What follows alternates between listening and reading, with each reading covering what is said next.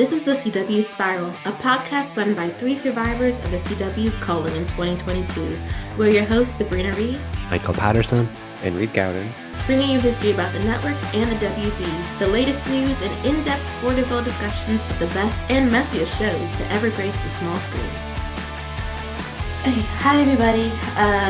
This video is something that we felt that we needed to do and wanted to do because we have an announcement we have to make. It's an unfortunate and disappointing one, but we have to put the podcast on an indefinite hiatus. This is like very bittersweet because we were going to be launching the season, but we do have to put the pod on a pause. I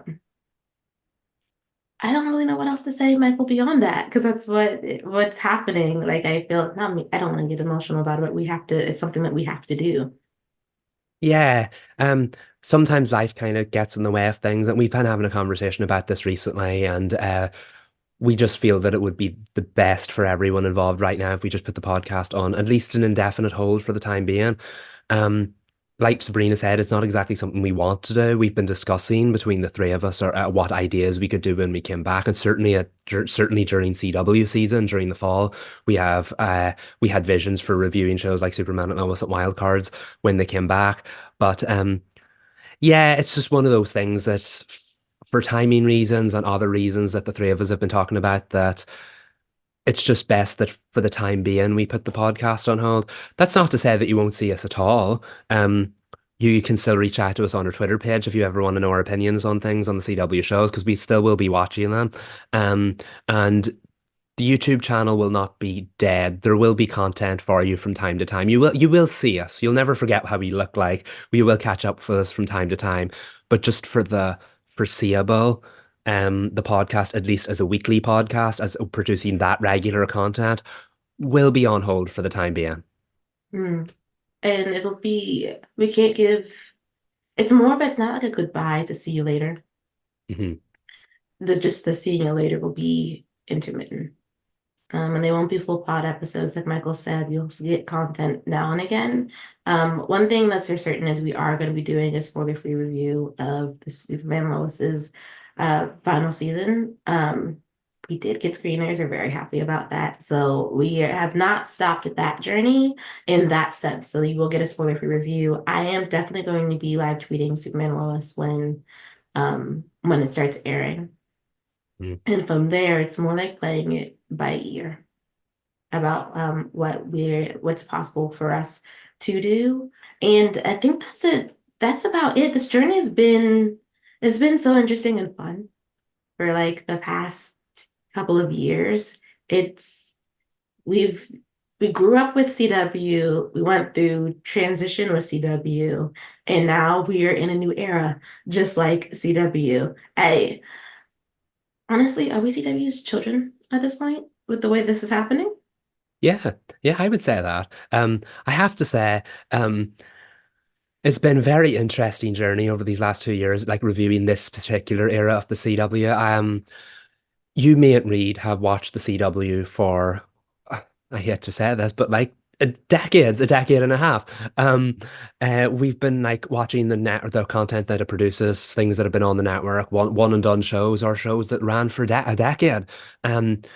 It's pretty apt that the three of us found each other so that we can talk about our favorite network and our favorite shows during its most unusual of eras.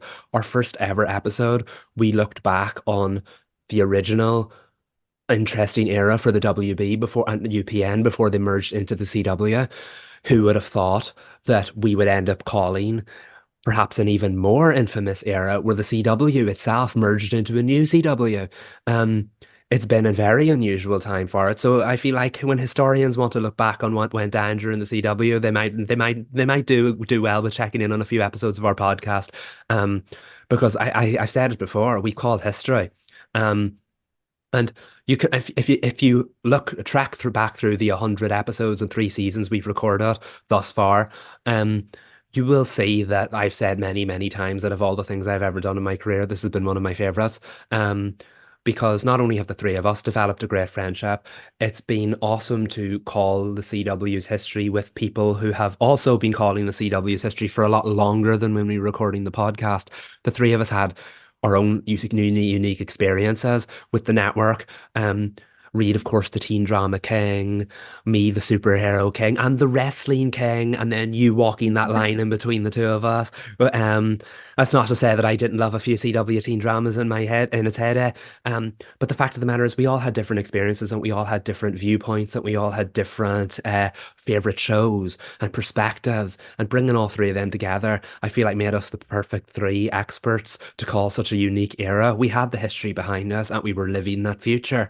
Um, and we never thought the CW Spiral podcast would become so historical in that sense, because we literally did call history. We did, and it seems so strange, to think about it in that way, because that was not our intent.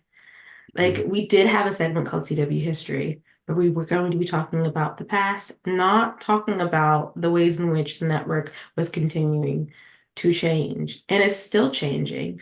I mean, we're heading into a fall that once again looks completely different than what anyone has been used to with the CW. And we're going to be there. We just won't be here on mm. the pod, but you'll see us on the Twitter. Um, I said the Twitter like an older person. We are. We joking? Well, you'll see us on the Twitter, you guys, not just Twitter. I know it's X now, but I keep in conversation. It's just going to be Twitter Yeah. from me. But I think one of the things that I am most grateful for and feel so happy about was our ability to do this week to week.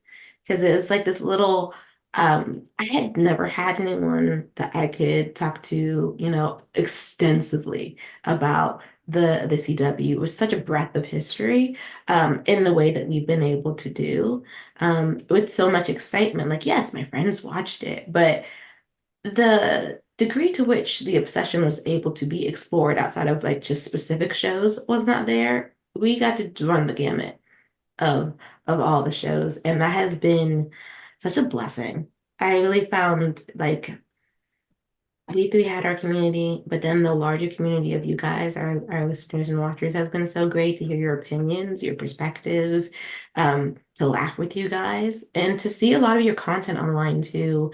Some of you are like magnificent artists. Others are like just incredibly intellectual and insightful and analytical. And it's been so great to be able to be a part of that, to like to and to I guess if we were to go like some of the favorite fandom moments for me, I think my top one was being able to do the spoiler-free Nancy Drew posts ahead of the episode. Like those were so fun.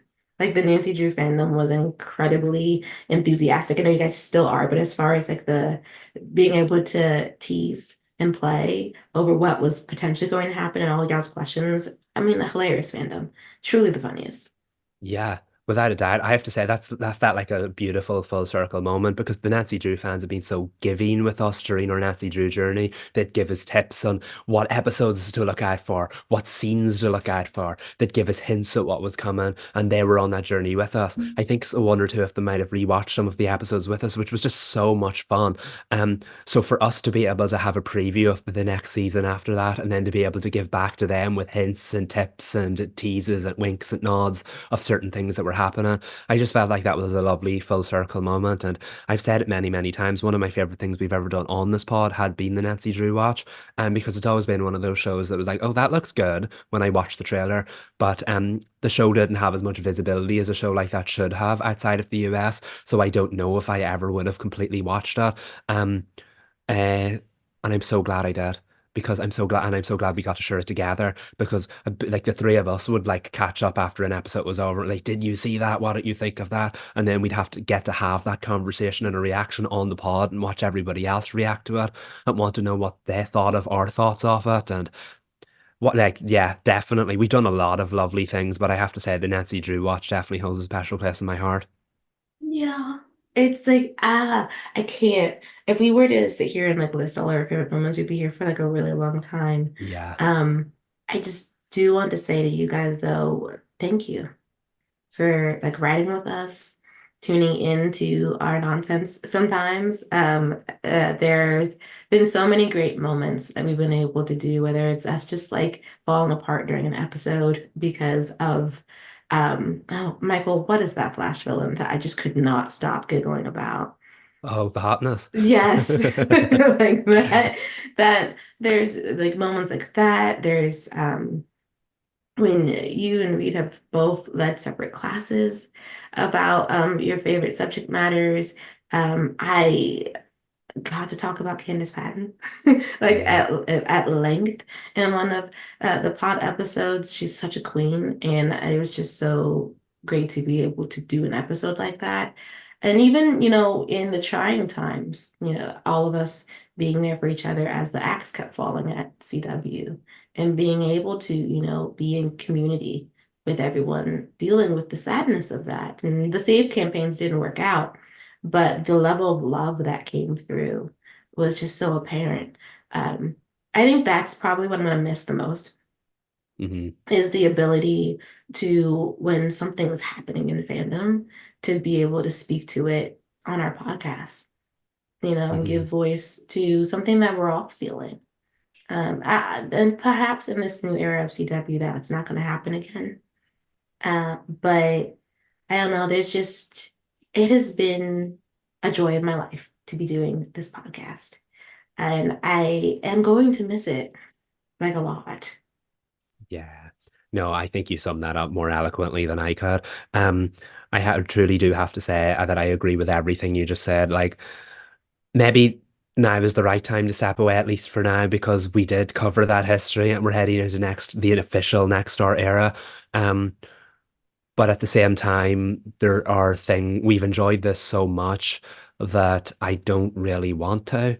Um, Mhm. I've said this before that like this has been one of my favorite things to do, and it goes beyond calling history. Like you said, it's about I think it was on our 50th episode, maybe, or 100th, that we practically trauma bonded over everything that was happening on the CW. Yes. Um, between the three of us, of course, privately, and then, of course, with the fans, on each episode, we listened to their thoughts, we answered their questions, we gave them their thoughts and their feelings a platform over here. Um, and I think that was very important because these TV shows meant things to people. It's just whether you want to talk about in terms of escapism or in terms of representation. Of course, the CW had a huge record for the shows that were full of representation on TV. Um, and that's not that those numbers aren't as high anymore now because a lot of those shows aren't on the air. Um, so we had a lot of thoughtful conversations, a lot of impactful conversations. Like you mentioned, the Candace Patton episode was a real one of my absolute favorites, and getting to have that conversation with you guys was so important. Some of the conversations we had about Lois's cancer journey and Superman at Lois season three Mhm. also really, really important.